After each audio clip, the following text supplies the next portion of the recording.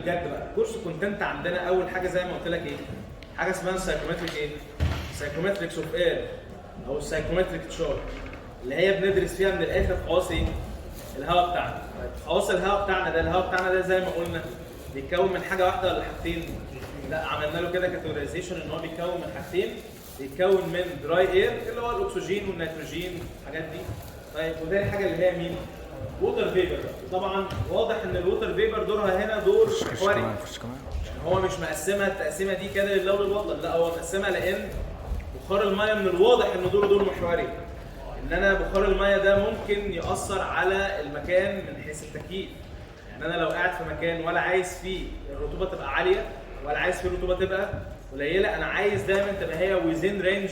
لو انا بتكلم عن تكييف للبني ادمين اسمه الهيومن كومفورت، يقول لك والله الناس هنا قاعده في رينج مثلا رطوبه من 40% ل 60%، من درجه حراره من 24 ل 26، دي اكتر حاجه يعني اتفق عليها ان هي دي الهيومن كومفورت اللي البني ادم قاعد فيها متكيف. لان انا يفرق معايا ان انت تبقى قاعد متكيف. انت لما انت هتبقى قاعد متكيف مش هتعرق، صح ولا لا؟ يعني لو تكييف الهواء مظبوط مش هتعرق. العرق ده بياخد من الاكل اللي انت بتاكله. لا انا عايزك تطلع الطاقه دي بدل ما تطلعها في العرق، لا تطلعها في ان انت ايه؟ تكتب، تشتغل، لو في مكتب الناس تشتغل، لو في شركه الناس تشتغل وهكذا. في مشكله في الكلام ده؟ طيب اول حاجه واهم حاجه انا شايفها وهو ده الفرق ما بينك وما بين الفرانين بقى. يعني هو ليه بره في ناس كتيره فرانين؟ علشان خاطر الحته اللي احنا هنقولها دي اللي احنا بنسميها الايه؟ اللي احنا بنسميها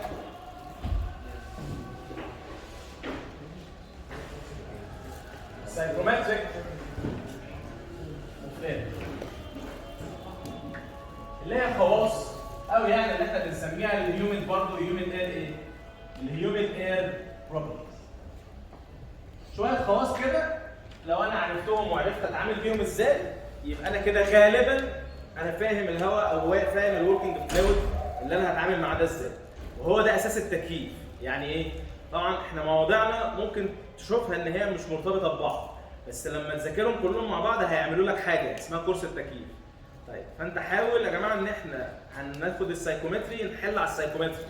يعني انا متخيل ان انا مثلا لو قلت الحاجات بتاع السايكومتري دي النهارده وانت معاك حل الشيت، ان انت مثلا ممكن يعني تروح كده تفتح السايكومتري ما تخليش دايما اول احتكاك ليك مع الحاجه ساعه الامتحان، مش علشان خاطر يعني التعليم والكلام ده، علشان خاطر تبقى فاهم. انت لما يبقى اول احتكاك ليك ليله الامتحان انت غالبا هتنسى الكلام ده بعد الامتحان. انت ما فهمتش حاجه ما اتعلمتش حاجه. هل دي مشكله؟ طيب فهم ايه بقى الخواص بتاعت الهواء؟ مبدئيا هم 7 خواص. مبدئيا هم 7 خواص، منهم 3 تمبرتشر. اول تمبرتشر معانا بنسميها ايه؟ قال لك يا باشمهندس بنسميها دراي بالب ايه؟ الدراي بالب تمبرتشر. من الاخر بقى ايه تعريف الدراي بالب تمبرتشر؟ قال لك والله يا باشمهندس تعريف الدراي بالب تمبرتشر سهل جدا، هو لما انا اروح الصيدليه اشتري ترمومتر، وده ترمومتر اهو. طيب لما امسك الترمومتر ده واحطه في الهواء اللي احنا قاعدين فيه، خلاص انا رحت اشتريت الترمومتر اهو وحطيته في الهواء، هيقيس درجه حراره ولا لا؟ هيقيس درجه حراره. ما هو بيبقى فيه هنا تحت كده خزان، الخزان ده فيه ميركوري. الخزان ده بنسميه ايه؟ بنسميه البالب. ده الخزان اللي فيه الميركوري، وعلى حسب درجه الحراره جوه المكان يبدا الميركوري يطلع فين؟ جوه الانبوب. خلاص انا رحت اشتريت بقى الترمومتر ده وحطيته جوه الهواء وقسنا درجه الحراره، لقيناها السي مثلا كام؟ قال لك والله السي مثلا النهارده لقيناها ايه؟ 30 ديجري سي. اهي درجه الحراره بقى اللي الترمومتر قاسها دي هي اللي احنا بنسميها دراي بالب تمبرتشر. اما ان انا بكتبها تي دراي بالب او ممكن تلاقيني في المسائل بكتبها دي بي تي، يعني دراي بالب تمبرتشر. يعني دي من الاخر درجه الحراره اللي الترمومتر بيقيسها. هتقول لي طب دي بتدي انديكيشن على ايه؟ قال لك طب دلوقتي لو احنا بدانا نسخن الهواء جوه المكان ايه اللي هيبدا يحصل يا باشمهندس؟ الدراي بالب تمبرتشر تعلى ولا تقل؟ تبدا تعلى. لو احنا بردنا الهواء جوه المكان هتبدا ايه؟ تقل. فبيقول لك ان الدراي بالب تمبرتشر دي يا باشمهندس بتدي انديكيشن عن حاجه بنسميها السنسبل هيت كونتنت جوه المكان. يعني ايه السنسبل هيت كونتنت جوه المكان؟ يعني مقدار الحراره المحسوسه. ان انت لما بتسخن الهواء جوه المكان بتعلى، لما بتبرد الهواء جوه المكان ايه؟ بتبرد. ادي كده اول تمبرتشر، ودي من اهم الخواص اللي موجوده عندنا ان لم تكن اهمهم، والباي ديفولت ان انا لما اديك مثلا خواص للهواء لازم ادي لك مين؟ الدراي بالب تمبرتشر. فيها مشكله؟ نركنها على جنب. طيب تعالى بقى نتكلم عن تاني تمبرتشر. انا قلت لك ان الهيوميد اير بتاعنا ليه 7 خواص، منهم 3 تمبرتشر. طيب تاني تمبرتشر دي بنسميها ايه؟ قال لك دي يا باشمهندس بنسميها الويت بالب تمبرتشر. يعني ايه بقى يا باشمهندسين كلمه الويت بالب تمبرتشر؟ قال لك هنجيب نفس ذات الترمومتر ده سبحان الله اللي احنا لسه جايبينه وشايلينه من نفس ذات الاجزخانه. اللي هو كان قالي كام يا عم الحاج؟ كان قالي كام ده؟ 30 درجه. طيب هنيجي بقى على البلب بتاعته دي. مش البلب ده اللي هو المخزن اللي تحت. هاجي بقى على البلب اللي تحت ده واحط حته ايه؟ حته قماشه مبلوله. او حته قطنه مبلوله. او يعني ان انجلش بنسميها ايه؟ ويب كلوز. هتقول لي انت كده يعني احنا كسبنا ايه؟ ايه اللي احنا استفدناه؟ اسالك على حاجه. هو القطنه او حته الشاش المبلوله دي تركيز الميه جواها. لاحظ كلمه تركيز دي سمعناها في الكومباشن قبل كده. تركيز الميه جواها عالي ولا تركيز الميه جواها قليل؟ لا اكيد تركيز الميه جواها ايه؟ عالي جدا، صح؟ ايه التركيز ده او الكونسنتريشن اللي هو لما مثلا انا اجيب شويه برفيوم واشمهم ايه؟ او احطهم على ايه؟ على ايديا. طبعا تركيز البرفيوم على ايديا ماله؟ عالي جدا. طيب تركيز البرفيوم عند الراجل اللي هناك ده عالي ولا قليل؟ طب لما يبقى في فرق في التركيز ما بين ايديا او يعني العطر اللي على ايديا او البرفيوم او الريحه او البرفان اللي على ايديا، فرق تركيز ما بين ايديا وبين الراجل اللي قاعد هناك ده، نتيجه فرق التركيز يحصل ظاهره جامده جدا. ايه الترانسفير فينومينا اللي هتحصل؟ ماس ترانسفير. ولما يبقى في تمبرتشر ديفرنس يحصل ايه؟ هيت ترانسفير. لما يبقى في فرق في الانرجي يحصل فلو. لما يبقى في فرق في الكونسنتريشن يحصل ايه؟ ماس ترانسفير. طب يبقى دلوقتي يا باشمهندسين الميه تركيز او القطنه الميه تركيزها جواها عالي ولا قليل؟ عالي. طيب الهواء بقى اللي حواليها افتكر معايا، الهواء اللي حواليها ده اللي احنا بنسميه الهيوميد اير. تركيز الميه جوه الهواء، تقول لي هو في ميه جوه الهواء؟ اقول لك ايوه. مش في ميه جوه الهواء؟ على شكل ايه زي ما قلت لكم؟ متفقين على الموضوع ده ولا نقوله تاني؟ يبقى في ميه جوه الهواء ولا لا؟ تركيز الميه جوه الهواء اللي هو الووتر فيبر ده مش اقل من تركيز الميه جوه القطنه. يعني معنى كده تركيز الميه جوه القطنه اعلى.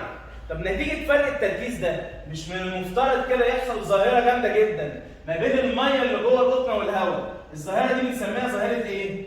ماس ايه؟ ماس ترانسفير. مش ده من المفترض يحصل؟ طب اسالك على حاجه. هو الميه اللي جوه الهواء دي اتفقت معاكم في الاول ظروفها ايه؟ حالتها ايه؟ سوبر هيتد فيبر ولا ساتوريتد؟ حالتها ايه؟ طيب الميه اللي جوه القطنه دي ليكويد ولا مش ليكويد؟ طب يعني معنى كده ان الميه دي علشان تتنقل لازم يحصل لها ايه الاول؟ ينفع تخش كده جوه الهواء على طول ولا لازم تتبخر؟ طب وعلشان تتبخر محتاجه حاجه اسمها ايه؟ مش الليتنت هيت اوف ايفابوريشن. هتاخد الليتنت هيت اوف ايفابوريشن تتخيل منين؟ والله هتبدا ان هي تاخد الليتنت هيت اوف ايفابوريشن منين؟ من البلب. يبقى تسحب حراره من البلب ولا لا؟ طب يعني معنى كده يا باشمهندس ان البلب بتاعتنا بدل ما نلاقيها اريا 30 لما تبدا الميه بقى اللي جوه القطنه تسحب منها ليتنت هيت علشان تتنقل تقرا 30 برضه ولا نلاقيها قرت حاجه اقل من 30؟ تلاقيها قرت كام؟ 25. مين ال 25 دي يا جدعان؟ دي الويت بالب تمبرتشر. يبقى دي كده درجه الحراره اللي الترمومتر هيقيسها لما نحط حواليه ايه؟ قطنه مبلوله. طب اللي فاتت كانت بتدي انديكيشن عن السنسبل هيت كونتنت جوه المكان. دي بتدي انديكيشن عن ايه؟ خلينا كده نتخيل ماشي ما هو الليتنت، ازاي بقى الليتنت؟ يعني ازاي بتدي انديكيشن عن الليتنت هيت كونتنت؟ خلينا كده نتكلم ان الهواء اللي حوالين القطنه ده كان هواء مشبع بالميه. بنسميه ايه بقى الهواء ده؟ بنسميه ساتيوريتد اير. وركز معايا بقى يا باشمهندس لكلمه ساتيوريتد اير دي. يعني ايه كلمه ساتيوريتد اير؟ يعني هواء مشبع بالميه. يعني ايه برضه هواء مشبع بالميه؟ يعني شايل اقصى كميه ميه هو ممكن يشيلها. لو تفتكر هي كميه الووتر فيبر دي سميناها ام ايه؟ ام ووتر فيبر. طيب الساتوريتد اير بقى ده شايل ام ووتر فيبر؟ قال لك لا، ده مش شايل ام ووتر فيبر، ده شايل ام ووتر فيبر الماكسيموم. شايل اقصى كميه ميه هو يقدر يشيلها. طب تعالى كده يا باشمهندس نجيب بقى السيستم اللي احنا عملناه ده اللي هو الترمومتر بالقطنه المبلوله، بس بدل ما نحطه جوه هواء عادي لا نحطه جوه هواء ايه؟ ساتوريتد اير. طب الهواء الساتوريتد اير ده هل محتاج اي ميه؟ طب هل يحصل يا باشمهندسين اي ماس ترانسفير من القطنه للهواء؟ طب هل يحصل يا باشمهندس اي ليتنت هيت تتاخد من البتاعه دي، من البلب دي؟ هل يحصل اي انخفاض لدرجه الحراره من ال 30 تروح لل 25 ولا الحراره هتثبت عند ال 30؟ هتثبت عند ال 30 لان ما حصلش اي ماس ترانسفير. فانا يا باشمهندسين لو عايز اربط ما بين الويت بالب تمبرتشر والدراي بالب تمبرتشر، فدايما الويت بالب تمبرتشر ايه علاقتها بالدراي بالب تمبرتشر؟ اكيد اقل، بس في حاله وحيده الاثنين بيساووا بعض، اللي هي الحاله اللي انا لسه متكلم عنها. امتى بقى يا باشمهندس الاثنين ساووا بعض؟ لو الهواء بتاعنا ماله ساتيوريتد اير. يعني ايه ساتيوريتد اير؟ يعني مشبع بالايه؟ مشبع بالرطوبه او مشبع ببخار الميه. يعني معنى كده في الحاله اللي هم بيساووا بعض فيها دي الهواء بتاعنا بنسميه هواء ماله ساتيوريتد اير. طيب انت دلوقتي راجل بتاع تكييف، وجيت انا قلت لك ان الهواء اللي انت هتتعامل معاه درجه الحراره الدراي بالب 20 ودرجه الحراره الويت بالب 20، انت تفهم ايه؟ ان الهواء ده رطوبته عاليه ولا رطوبته قليله؟ يعني معنى كده ان الويت بالب تمبرتشر دي مهمه. دي بتدي انديكيشن عن ايه؟ عن الرطوبه. طب لما اقول لك مثلا وانت راجل بتاع نفس ذات التكييف ان الويت بالب تمبرتشر 40 او الدراي بالب تمبرتشر سوري 40 والويت بالب تمبرتشر 20، في فرق كبير ما بينهم. ده معناه ان الهواء بتاعنا هنا شبعان ميه يعني مليان ساتوريتد ولا شرقان ميه او هواء دراي؟ لا هواء ايه؟ شرقان. فانت تقدر ان انت تحدد العمليه اللي انت هتعملها له. يبقى معنى كده ان خواص الهواء اللي انا بديها لك دي حاجات هلس ولا حاجات مهمه؟ عشان خاطر ده هيتحكم بعد كده فين؟ في البروسيس اللي احنا بنعملها. في مشكله في الكلام ده؟ يبقى دول كده اول اثنين تمبرتشر. اول واحده بنسميها ايه؟ دراي بالب تمبرتشر، ثاني واحده بنسميها الويت بالب تمبرتشر. طيب ثالث واحده بقى بنسميها ايه؟ ثالث واحده دي علشان يعني ما تصدعونيش واقولها لكم مره واحده وما نقعدش نقول فيها. ثالث واحده دي اللي احنا بنسميها ايه؟ حد يعرف بنسميها ايه؟ بالظبط بنسميها ديو بوينت ايه؟ تمبرتشر او نقطه ندى. طيب طبعا لما نيجي نكتبها كده بنكتبها تي ديو بوينت. لاحظ الفرق ما بينها وما بين مين؟ دراي بالب تمبرتشر. خلاص يبقى دي بنسميها ايه؟ الديو بوينت تمبرتشر. تعريفها الفيزيكال دي يا باشمهندس ذا بوينت ات ويتش كوندنسيشن ستوبس. يعني النقطه اللي بيبدا يحصل عندها ايه؟ كوندنسيشن. يعني ايه كوندنسيشن؟ يعني تكثيف. تكثيف لايه؟ اكيد لميه. انهي ميه؟ الميه اللي جوه الهواء. طيب عشان بقى انا احسسك بقيمه الديو بوينت تمبرتشر دي، تعالى كده نحكي مع بعض قصه صغيره. القصه دي يعني اثبتت نجاحها مع يعني اكتر الناس ما لهمش علاقه بالميكانيكا اصلا الا وهم قسم عماره. الحكايه اللي احنا هنحكيها دي هتفهمك كل الخواص من المفترض يعني ده اللي هو مستوى بقى طالب الايه؟ المعاق ذهنيا، يعني اللي هو اصلا يعني ما عندوش اي نولج وما عندوش اي بقى يعني فاهم؟ اي وعي، مفيش اي وعي. خلاص؟ طيب تعالى كده احكي لك حدوته. الحدوته دي هلم لك بيها كل الخواص دي. في مشكله؟ انت عرفت مني كام خاصيه؟ 2 ثبت عليهم بقى. طيب باقي الخواص الاكزامبل ده هشرحهم لك. ايه هو الاكزامبل؟ قال لك تعالى يا باشمهندس كده نكيف مكان. طبعا احنا اول حاجه بنعملها لما نيجي نكيف المكان لازم نعمل ايه في المكان؟ نعمل له زوننج. يعني ايه زوننج؟ يعني نقفل المكان. هو صح ان انا كيف الشارع؟ ليه؟ لان الشارع ده ماله؟ مش متقفل. يعني انا كل ما هرمي جوه هواء جوه الشارع اللي هيحصل للهواء؟ هتصرف في كل ناحيه، مش هحس ايه؟ ان اللود بيتشال ولا حاجه. يبقى اول حاجه لازم نعملها في المكان احنا هنعمل ايه؟ هنقفل المكان. فخلونا كده ان احنا جبنا مكان زي ده وقفلنا المكان ده زي مثلا الاوضه اللي احنا قاعدين فيها. حلو الكلام؟ طيب انا وجبنا ترمومتر. وجبنا الترمومتر عريان كده معلوش ولا قطنه مبلوله ولا مش قطنه مبلوله. يبقى معنى كده ان انا لما ارميه جوه الهواء يقيس درجه الحراره اللي هي المفترض اسمها ايه؟ دراي بالب. قاسها يا عم لا 30 درجه. يبقى دراي بالب تمبرتشر كام؟ 30 درجه. حلو الكلام؟ طب جميل جدا. قال لك احنا قدرنا بادوات كده معينه نقيس 3 حاجات. ام دراي اير وام ووتر فيبر وام ووتر فيبر الماكسيم. ايه ام دراي اير؟ ما انا قلت لك ان الهيوميد اير اللي احنا اتنين عايشين فيه ده بيكمل كام حاجه؟ حاجتين. ام دراي اير وام ايه؟ ووتر فيبر. غالبا مين اللي كتلته اكبر؟ غالبا يعني الدراي اير. فاحنا قدرنا ان احنا نقيس ام دراي اير. مين ام ووتر فيبر دي اللي هي كتله ايه؟ بخار الميه. طب ايه ام ووتر فيبر الماكسيموم؟ ده انا اول مره اشوفها. واول مره اتكلمنا عنها قبل كده، مش قلنا الام ووتر فيبر الماكسيمم دي كميه بخار الميه اللي لما الهواء يشيلها يصبح ايه؟ هواء ساتوريتد. يعني ايه هواء ساتوريتد؟ يعني شايل اقصى كميه ميه هو يقدر يشيلها. تخيلها كده ان انت بتروح الجيم ففي اقصى وزن انت بتعرف ترفعه. هو ده اللي يخليك ايه؟ ساتوريتد. ما تقدرش ان انت ايه؟ تزود عنه. في مشكله في كده؟ طب ايه ان احنا نقيس الكلام ده؟ طب مثلا الام دراير طلع بكام؟ قال لك والله ادينا اي رقم، مثلا ام دراير مثلا طلعت ايه؟ 400 كيلو جرام، اي حاجه. والماس ووتر فيبر مثلا طلعت 200 كيلو جرام، والماس ووتر فيبر الماكسيموم طلعت يا عم الحاج مثلا ان هي خليها 300 كيلو جرام. مبدئيا الهواء ده شايل اقصى كميه ميه هو يقدر يشيلها ولا شايل اقل؟ شايل اقل منها. يعني معنى كده ان الهواء ده ساتوريتد ولا مش ساتوريتد؟ هو حتى الان هو ماله؟ مش ساتوريتد. حلو الكلام؟ طيب في خاصيه كده قبل ما اقول اللي انا عايز اقوله، بتبقى ما بين الام دراي اير والام ووتر فيبر، اسمها ايه؟ اللي هي الخاصيه رقم 4. خلي بالك انا لسه ما قلتلكش ثلاثه ايه؟ ايه هي بقى الخاصيه رقم 4؟ قال لك الخاصيه رقم 4 دي يا باشمهندس اللي احنا بنسميها السبيسيفيك ايه؟ السبيسيفيك هيوميديتي، او ساعات يعني بيحبوا يسموها الهيوميديتي ايه؟ الهيوميديتي ريشيو. يعني ايه هي اسمها كده ريشيو؟ طيب دي اللي هي مين؟ دي هي الاوميجا. الله، طب دي اللي هي ايه يا باشمهندس الاوميجا دي؟ قال لك والله الاوميجا دي هي كتله حاجه على حاجه ثانيه.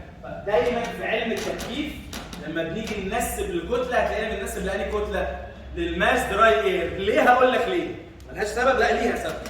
يعني معنى كده يا باشمهندس السبيسيفيك هيوميديتي هي مين على مين؟ هي ماس ووتر فيبر على ماس دراي اير. يعني معنى كده ان المفروض ان هي يونتلس، لكن احنا بنكتب لها يونت. ايه اليونت بتاعتها؟ كيلو جرام ايه؟ كيلو جرام ووتر فيبر لكل كيلو جرام دراي اير. ودايما هتلاقي ان احنا معظم شغل التكييف اي بروبرتي بتتنسب لكل كيلو جرام ايه؟ دراي اير، وهقول لك ليه. حلو الكلام؟ طيب في بقى خاصيه بقى رقم 5 لسه ممكن ما تبقاش حاسس اهميتها قوي، غير بقى السبيسيفيك هيوميديتي اللي احنا بنسميها ايه؟ الريلاتيف ايه؟ الريلاتيف هيوميديتي. ساعات بنديها كده الرمز اللي اسمه فاي، وساعات يعني ايه بيحبوا يكتبوها ار اتش. يعني ايه ار اتش دي يا باشمهندس؟ يعني الريلاتيف هيوميديتي. مين بقى بسلامتها دي كمان؟ قال لك والله ده يا باشمهندس الفاي بتاعتنا دايما اليونت بتاعتها برسنتج. يعني هي لما بتيجي بتتكتب بنسبه ايه؟ حاجه في المية، 50%، 100%. قال لك دي مين دي يا باشمهندس؟ قال لك والله دي كتله الووتر فيبر اللي الهواء شايله. على مين بقى؟ على كتله الووتر فيبر اللي الهواء شايله برضه يا باشمهندس، بس مش اي ووتر فيبر بقى، الووتر فيبر مين؟ الماكس. اتفقت معاك ان في عندك 3 انبوت او في 3 ماس. في ماس اسمها ايه؟ ام دراي اير. في ماس اسمها ايه؟ ام ووتر فيبر ده اللي الهواء ايه؟ شايله. وفي حاجه اسمها ماس ووتر فيبر الايه؟ الماكسيمم اللي هي اقصى كميه الهواء ايه؟ يقدر ان هو يرفعها او يقدر ان هو يشيلها. خلاص؟ بس انت لو قلت التعريف كده تبقى انت برضه راجل ايه؟ فران شويه مش فاهم. يعني ايه الكلام ده؟ يعني دي يا باشمهندس لما تيجي تعرفها لازم تتعرف at the same dry bulb temperature. يعني يا باشمهندس لما الدراي بالب تمبرتشر تتعرف او تتغير، ايه اللي هيحصل للفاي دي؟ هتتغير. فيها مشكله في الكلام ده؟ طيب تعالى بقى نمسك الزون الاكزامبل اللي انا قلت لكم عليه. دلوقتي ادي الزون بتاعتنا. حلو الكلام؟ طيب انا قافل عليها. انا عامل ايه؟ يعني ايه قافل عليها؟ الهواء ده ممكن يهرب؟ لا، في الزون اللي انا عاملها ده انا ايه؟ قافل عليها من كل ناحيه. طيب ينفع معلش يا باشمهندس للزون اللي احنا عملناها دي تحسب لي حاجه اسمها الاوميجا؟ سهله ولا صعبه؟ خلاص؟ طيب انا والله انا قلت لك ارقام كده اي كلام. كام مثلا ماس ووتر فيبر كام؟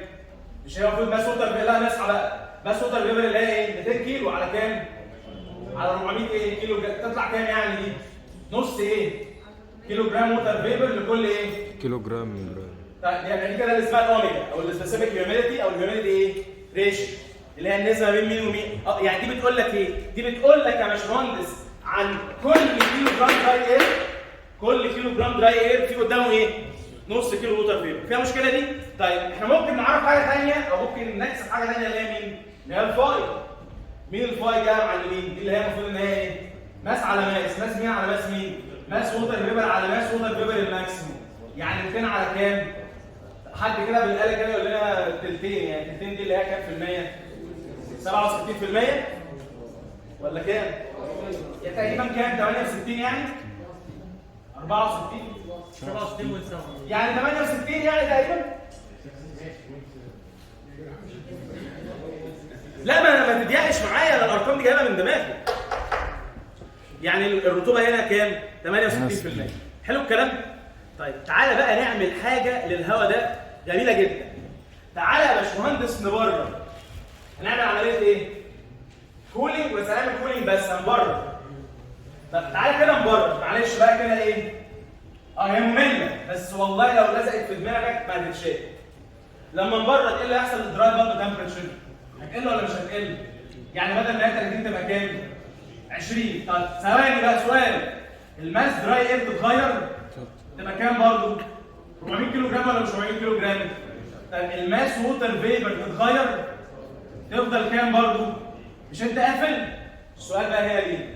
الماس ووتر فيبر الماكسيموم تتغير ولا ما تتغيرش؟ تقل ولا تزيد؟ طب ليه؟ قال لك والله احنا لو جينا نبص للهواء ده تحت الميكروسكوب كده، دي كده جزيئات الهواء فين؟ تحت الميكروسكوب. الجزيئات اللي انا راسمها دي جزيئات ايه؟ الهواء، بس فين؟ تحت الميكروسكوب. طيب هو اغلبيه الهواء زي ما احنا عارفين هو اغلبيته ايه؟ دراي اير. مين اللي الدراي اير اصلا اكتر، النيتروجين ولا الاكسجين؟ يعني في عندنا هنا مثلا معظم الجزيئات دي جزيئات ايه؟ نيتروجين مثلا، واثنين منهم ايه؟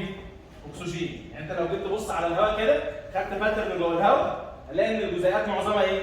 نيتروجين، وفي عندنا مثلا كام واحده اكسجين. طيب في بعد كده ميه متعلقه كده مش داخله مش متجانسه معاهم. ليه؟ لان الميه دي حاجه ثانيه، الميه دي ايه؟ طبعا حالتها ايه حاليا؟ سوبر هيتد. فيها مشكله كده؟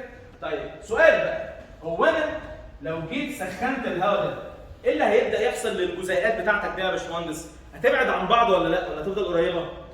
لو انا سخنت الهواء اللي يحصل للجزيئات؟ طب مش الجزيئات دي لما تبعد عن بعض انا اقدر احشر ما بينهم ماس ووتر فيبر اكتر؟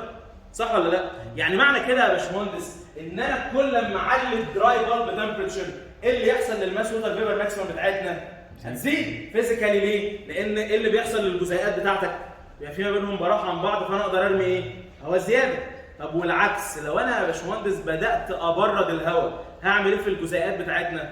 هقربهم عن بعض. يبقى معنى كده يا باشمهندس ايه اللي يحصل للماس ووتر فيبر الماكسيمم اللي هم بيشيلوها؟ تقل ولا تزيد؟ تقل. يعني بدل يا باشمهندس ما مثلا في الاكزامبل بتاعنا ده كانت الماس ووتر فيبر ماكسيمم عند 30 300، فكرك عند 20 تفضل نفس ال 300 ولا تبقى اقل من 300؟ كام مثلا يا عم الحاج سن؟ هي كام؟ 250. طيب تعالى كده نحسب الاوميجا في الحاله دي. اسالك سؤال، الاوميجا هتتغير؟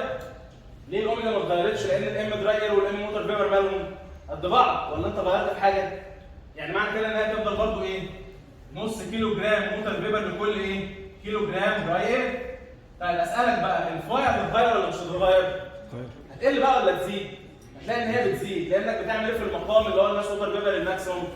بتقلله. يعني معنى كده ان انت يا باشمهندس بتقول ال 200 بس بدل ما كنا في المره اللي فاتت بنقسم 200 على 300 احنا هنا بنقسم 200 على كام؟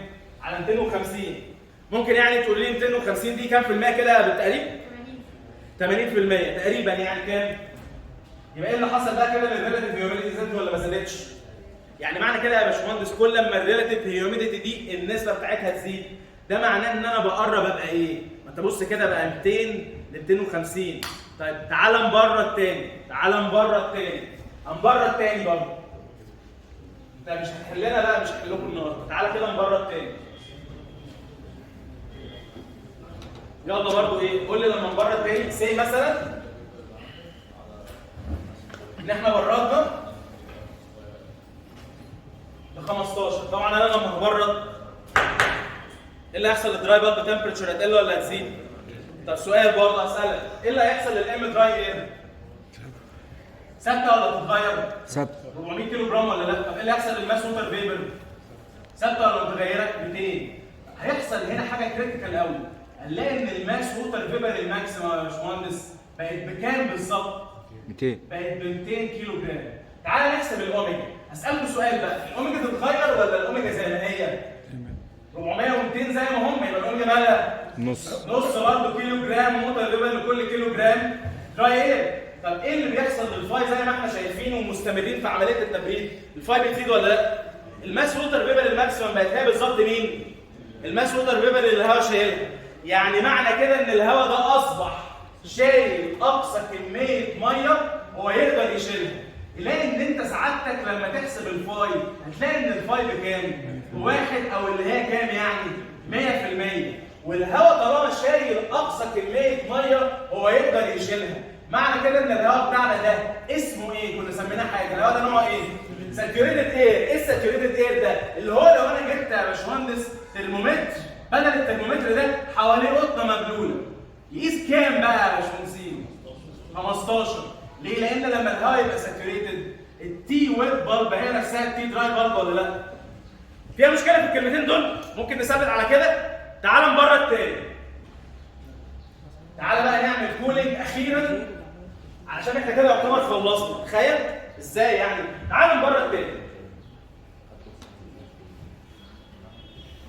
لما هنبرد تاني معلش بقى ايه اللي هيحصل للدراي بالب تمبريتشر؟ قلت كام مثلا؟ سي انها قلت نص درجه، يعني بقت كام؟ 14 ونص. اسالكم سؤال بقى وانتوا ناس ايه؟ يعني المفروض فايقين. ام دراير تتغير؟ ستيل كام؟ طيب ام ووتر فيبر برضه المفروض ان هي ستيل كام؟ 2 كيلو جرام. بس ماس ووتر فيبر الماكسيموم ليها راي تاني بقى. لان ماس ووتر فيبر الماكسيموم دي حاجه فيزيكال. انا كل ما ببرد ايه اللي بيحصل للجزيئات؟ بتقرب من بعض. يعني كل ما ببرد ايه اللي بيحصل للماس ووتر فيبر الماكسيموم؟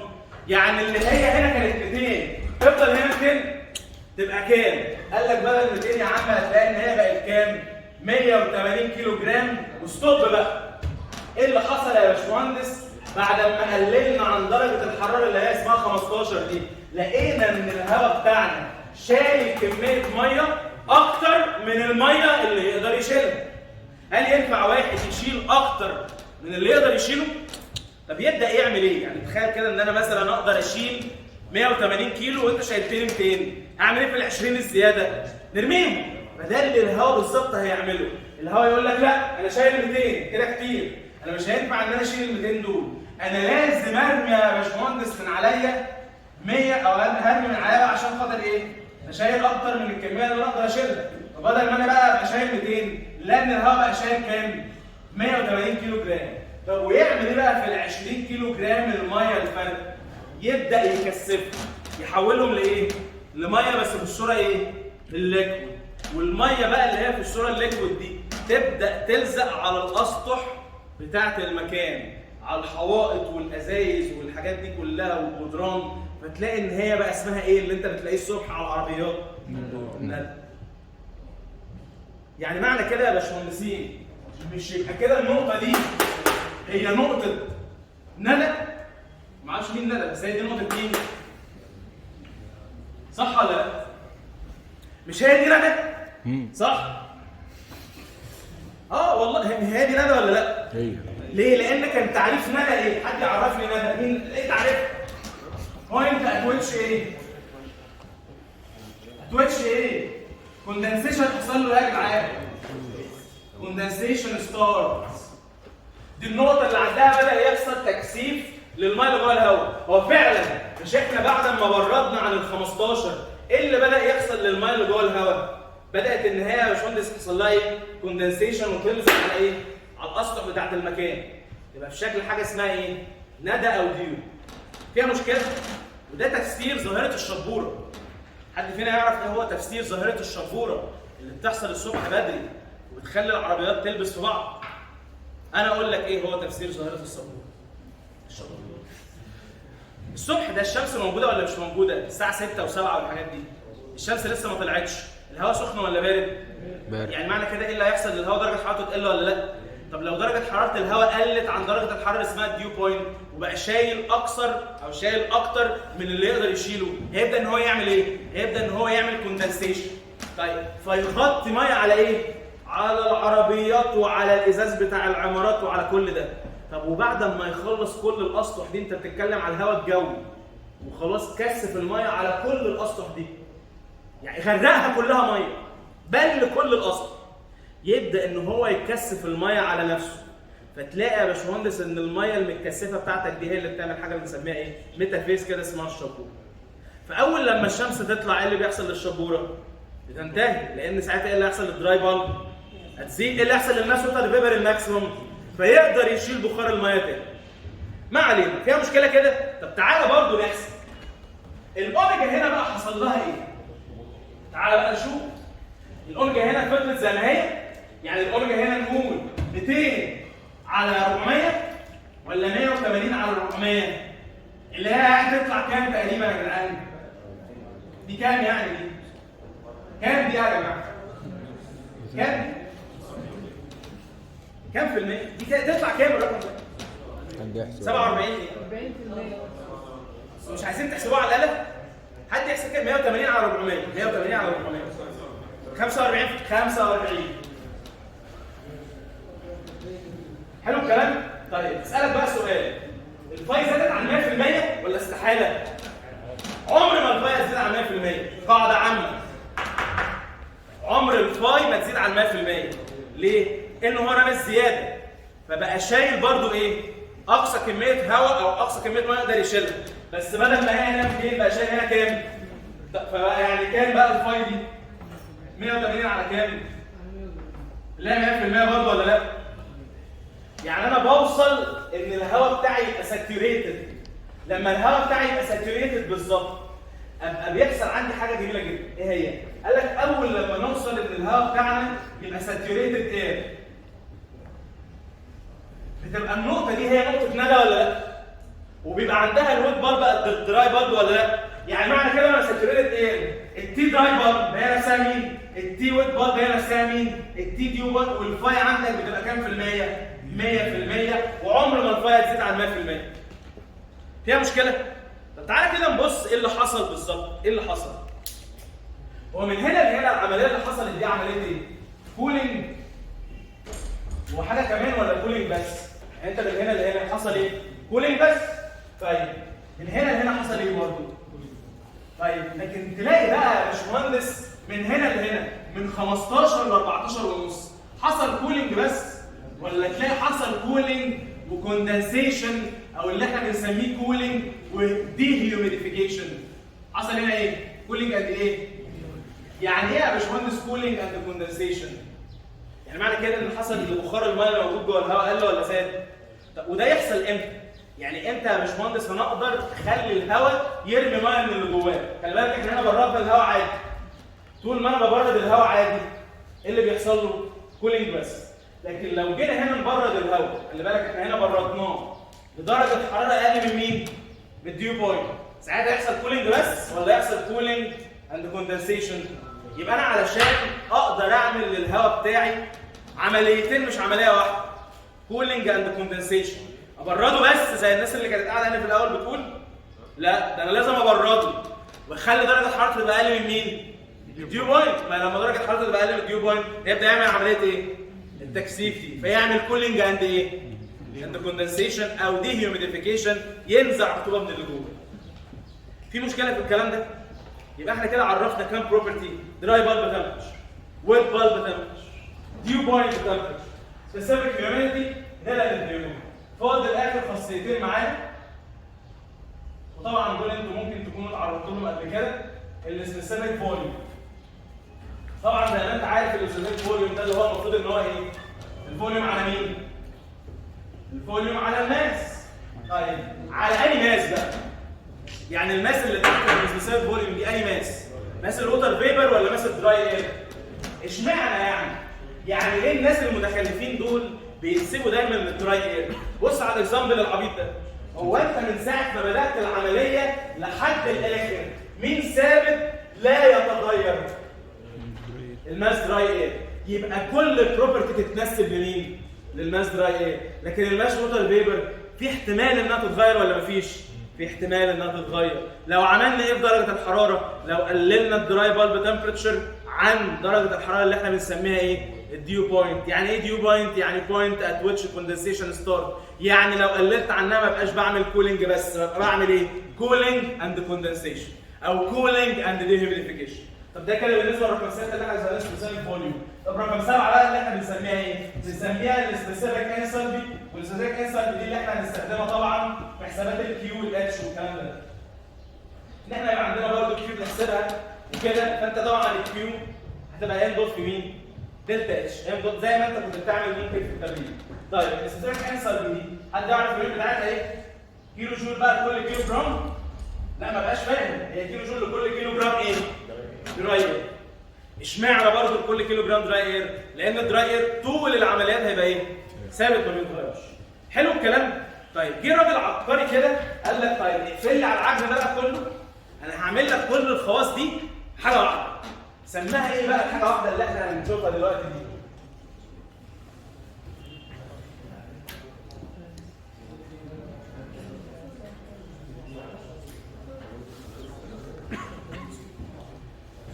عمل ايه بقى الراجل العظيم ده؟ جمع كل الرجاله دي نصيحه بس برضه اللي احنا هنعمله دلوقتي دي حاجه اسمها ايه؟ السايكرومتريك ايه؟ يعني ايه السايكرومتريك تشارت؟ قال لك السايكرومتريك تشارت شفت 7 خواص انا هجمعهم لك على ايه؟ هجمعهم لك على تشارت واحد. طب انا يعني ليه طلب عندكم معلش؟ مش انتوا ان شاء الله هتذاكروا التركيب دي وهترسموا سايكرومتريك تشارت؟ بيطلب منك رسم السايكرومتريك تشارت. ممكن استاذنكم الحته دي خلوها صغيره. يعني انا هرسمها على البورد دايما ايه؟ كبيره. انت لما تيجي تحل ارسمها انت صغيره. ليه هتعرف بعدين؟ عايزك تبقى فاهم اللي انا ولا اي حاجه حصلت، مش حاجه. كمل. طيب ايه اللي انا هرسمه دلوقتي دي؟ هي دي السايكرومتريك تشارت. مبدئيا السايكرومتريك تشارت دي عند ضغط معين. كام بقى الضغط اللي هي مرسومه عنده؟ ضغط 1 بار. هتقول لي طب افرض ان الهواء ضغطه بقى 2 بار، ما بقتش دي شغاله. اقول لك ما انت عامل بالعقل كده. عمرك ما تتعرض لابلكيشن تكييف الضغط يزيد قوي عن كام؟ عن 1 بار. هو الضغط بيزيد شويه في المروحه مثلا، واحنا يمكن خدنا السنترفيوجال فان دي هتزود الضغط قد ايه يعني؟ كام؟ بتزود الضغط كام؟ نص بار. كلام فاضي يعني. يعني احنا هنعتبر ان احنا عندنا تشارت واحده بس نتعامل بيها للهواء، وده خبر كويس ان احنا دايما هيبقى كل الشغل بتاعنا في التكييف بايه؟ بتشارت واحده. طيب تعالى بقى نحط الخواص اللي عليها عشان ايه؟ انا اتخانقت بالسكشن ده زي ما انت اتخانقت بالظبط. طيب اول حاجه الدراي بار تمبريتشر. دي فين؟ دي اللي على محور اكس. يبقى دي كده مين؟ التي دراي بار. هتلاقي بقى 10 و20 ونيجاتيف 45 والكلام ده كله. يبقى ده كده التدريج اللي تحت مين؟ الدراي بار تمبريتشر. التدريج اللي على اليمين ده مين يا جدعان؟ قال لك التدريج اللي على اليمين ده الاوميجا. مين الاوميجا ده يا جماعه؟ السبيسيفيك هيوميديتي صح؟ دي اللي هي الجرام بتاعتها كيلو جرام ايه؟ ووتر فيبر لكل كيلو جرام ايه؟ دراي. حلو الكلام؟ طيب هتلاقي بقى في خطوط مايله كده. ايه الخطوط المايله دي؟ قال لك الخطوط المايله دي بتاعت الفاي. اكبر فاي فيهم هي اخر خط خالص. الفاي هنا بكام؟ قال لك الفاي هنا ب 100%. يعني معنى كده ان اخر خط في الشارت ده يا باشمهندسين الهواء اللي عنده حالته ايه؟ يعني ده كده خط الساتوريتد اير ولا لا؟ لان الفاي عنده كام؟ 100%. طبعا لو انا عايز فاي اقل يبقى ايه؟ الخطوط الاقل وهكذا. فيها مشكله كده؟ كده عرفنا كام واحده؟ عايزين حاجه ثانيه؟ طيب تعال في لسه في مين؟ طب تعالى مثلا يا باشمهندس نتكلم على السبيسيفيك فوليوم. قال لك السبيسيفيك فوليوم هتلاقي الخطوط بتاعته عامله كده. خطوط الايه؟ الميل بتاعها كبير. طيب انا هتفق معاكم على اتفاق وهنحل بيه خلاص. ايه لان ممكن يحصل فيه تغيير؟ ايه هو؟ لما تيجي تبص للسبيسيفيك فوليوم خلال التشارت كلها هتلاقيه بيتراوح من 8 من 10 ل 9 من 10. كان زمان يقول لك طب بدل ما يعني نسحل العيال ونخليهم كمان يطلعوا سبيسيفيك فوليوم، هو اصلا لما بيجي بيتغير خلال التشارت كلها بيتغير في كام من 10؟ 1 من 10. مش منطقي ان انا اقعد ايه؟ اعسفك عليه. فبنعتبر ان السبيسيفيك فوليوم بتاعنا ماله؟ ثابت. بكام بقى بنعتبر ان هو ثابت؟ بنعتبر في 84% متر كيوب لكل كيلو جرام دراي اير. بس يعني الموضوع ده بيختلف باختلاف الدكاتره اللي بتدرس الماده. يعني ممكن الدكتور احمد العاصي كان شايف كده، ممكن الدكتور حمدي كان شايف كده زيه، ان يغير الكلام ده. بس انت لو حتى عملت كده فده ابروكسيميشن مقبول. يعني مش كلامك مش غلط. ليه؟ لان زي ما بقول لك السبيسيفيك فوليوم بتاعنا بيتغير يعني في 1 من 10 على التشارت كلها. طيب احنا كده عرفنا كام واحده؟ 4. طيب خلي بالك ان في خطوط مايله زي السبيسيفيك فوليوم بس الميل بتاعها اقرب الى ان هو يكون 45 درجه. ودي الاهم بقى بالنسبه لي. مين بقى الخطوط اللي انا راسمها بالازرق وميلها اقرب من ان هو يكون 45 درجه؟ دي يا باشمهندس الويت بالب تمبريتشر، وهتلاقي ان التدريج بتاعها مكتوب فين؟ مكتوب على خط الساتوريشن. حلو الكلام؟ طيب اسالك سؤال بقى. انا لو عايز اوقع على السايكومتريك نقطه، خلي بالك احنا المفروض ان احنا على السايكومتريك تشارت نكون بنعرف نعمل 3 حاجات. ايه هما ال3 حاجات؟ اكون بعرف اوقع نقطه على السايكومتريك، ده اضعف الايمان، ده اللي انت اصلا بتتحرك فيه. طب تاني حاجه اكون بعرف اعمل بروسيس على السايكومتريك، واخر حاجه اكون بعرف اعمل سايكل على السايكومتريك. يعني احنا ان شاء الله النهارده هوريك ازاي تعمل ايه؟ نقطه على السايكومتريك. طب انت المره الجايه على السنه هتعمل ايه؟ هنعمل البروسيس ومين؟ والسايكل، ونحل كام مساله سايكلز كده يعني صعبين شويه، ويبقى كده الموضوع بتاعنا ايه؟ انتهى خلاص. يبقى ده كده بالنسبه لايه؟ للسايكومتريك تشارت. انا عايز اعرف ازاي اوقع نقطه، ازاي اعمل بروسيس على السايكومتريك، واخيرا اعمل ايه؟ سايكل على السايكومتريك. طب انا لو عايز اوقع نقطه محتاج كام خاصيه؟ يعني محتاج كل الخواص ولا محتاج زي ما قالوا بتوع السيرمو زمان 2 خواص بس؟ بس مش اي 2 خواص، لازم يكون الخواص بتاعتك دي ايه؟ اندبندنت بروبرتيز، صح؟ طيب فلو مثلا انا قلت لك ان احنا عندنا هواء التي دراي بالب بتاعته مثلا 30 ديجري سي، والتي ويت بالب بتاعته مثلا 35 ديجري سي، وساي ان النقطه دي اسمها نقطه واحد. نعرف نوقع النقطه دي على السايكومتريك ولا مش هنعرف؟ لا مش هنعرف. ليه مش هنعرف؟ لانك حضرتك هنا ارتكبت ذنب جامد جدا. بتقول ان الويت بالب مالها اعلى من الدراي بالب. هو ينفع الويت بالب تبقى اعلى من الدراي بالب ولا لازم الويت بالب تبقى اقل منها؟ اقصى يعني حاجه ممكن تبقى الويت بالب مالها ساعتها الهواء يبقى هواء ايه؟ ساتوريت. طيب يعني معنى كده ان هي لو 30 يبقى الهواء بتاعنا ماله؟ ساتوريت. عارف هتلاقي حاجه جميله جدا. هات خط الساتوريشن، مش ده خط الساتوريشن؟ هات تدريج الويت بالب. تدريج الويت بالب دي كام؟ 30 درجه. انزل كده شوف تدريج الدراي بالب كام، هتلاقي سبحان الله سبحان الله سبحان الله 30 درجه برضه. ده ايه ده ازاي؟ لا ما هو ده خط ايه؟ يعني ايه يا باشمهندس ده خط الساتوريشن؟ يعني لازم درجه حراره الدراي بالب تساوي درجه حراره مين؟ الويت بالب. كان في مشكله؟ طيب يا عم لا هي مش ب 30، سي مثلا ان الويت بالب خلاص احنا ايه؟ مفيش عيال صغيره عشان تلعب معانا الكلام ده، سي ان هي مثلا ب 20 درجه ولا حاجه. حلو الكلام؟ طيب عايزين نوقعها ازاي؟ والله ادي خط ال 30 مثلا اهو. مش ده كده خط ال 30؟ طيب وده مثلا خط ال 20 اهو. مش ده كده خط ال 20؟ طيب مش انا كده قدرت ان انا اوقع النقطه اللي اسمها نقطه كام؟ طيب مش انا وقعت نقطه واحد؟ طيب طالما عرفت ان انا اوقع نقطه واحد اقدر اجري كده يمين، اجيب مين دي يا باشمهندسين؟ مش اوميجا واحد؟ طيب والخط المايل اللي بيعدي فيها مش انا كده عرفت اجيب فاي واحد؟ طيب وخط السبيسيفيك فوليوم الاميل اللي بيمر فيها، بس احنا هنعتبر ان السبيسيفيك فوليوم ماله؟ يبقى احنا كده عرفنا كام خاصيه؟ تي دراي بالب وتي ويت بالب واوميجا وفاي. فاضل مين؟ قال لك فاضل ان احنا نعرف الاتش. قال لك الاتش علشان تعرفها فهي مش موجوده على الشارت اصلا، ده التدريج بتاعها فين؟ بره خالص. طيب يبقى التدريج بتاع الاتش فين يا باشمهندسين؟ بره اصلا. والتدريج بتاعها بقى الاتش دي لما بنيجي بنقيسها بالكيلو جول لكل كيلو جرام يا جدعان. طب ازاي بقى انا اقيس الاتش؟ يعني انا عايز اعرف الاتش واحد بكام؟ خلي بالك بقى معايا، مش انت عرفت نقطه واحد فين؟ عايز اجيب اتش واحد ولا لا؟ قال لك نمشي موازيين يا باشمهندس لخط الويت بالب ونطلع بره التشارت خالص ونروح للتدريج بتاع الاتش. يبقى انا كده عرفت مين كمان؟ طب عدوا لي بقى كده الخواص اللي احنا عارفينها. تي دراي بالب واحد وتي ويت بالب دول لازم يبقوا جيفن على الاقل خاصيتين. طيب اوميجا واحد عرفناها ولا ما عرفناش؟ مش اوميجا واحد كده عرفناها؟ اهي جميل. فاي واحد عرفناها ولا لا؟ عرفناها. طيب والفي واحد بقى خلاص هنفترض ان هي بكام؟ يعني انت الدقه اتلاك جابها الخط الاميل، عايز تعتبرها 84% او 84% مفيش مشكله. طيب يبقى احنا كده جبنا ايه؟ 1 2 3 4 5. طيب فاضل مين؟ والاتش كمان اهي يبقى 6. مش احنا الاتش خلاص عرفنا نجيبها ازاي؟ يبقى فاضل مين؟ خاصيه واحده اللي اسمها ايه بقى؟ اسمها ايه؟ الدي ديو بوينت. علشان اجيب الديو بوينت ده، علشان اجيب الديو بوينت بتاعت نقطه واحد لازم اعمل ايه في نقطه واحد؟ اسخنها ولا ابردها؟ لو تفتكر من السبوره اللي هي ما كانش ليها لازمه، الاكزامبل اللي هو انا بقول اللي ملوش لازمه بس هو مهم جدا، طلع ليه لازمه اهو. طيب يبقى انا لو عايز اجيب الديو بوينت بتاعت نقطه، نسخن ولا نبرد؟ نبرد بقى باوميجا ثابته ولا اوميجا متغيره؟ ثابته ولا متغيره؟ هتلاقي ان احنا عشان نوصل للديو بوينت الاوميجا كانت ايه؟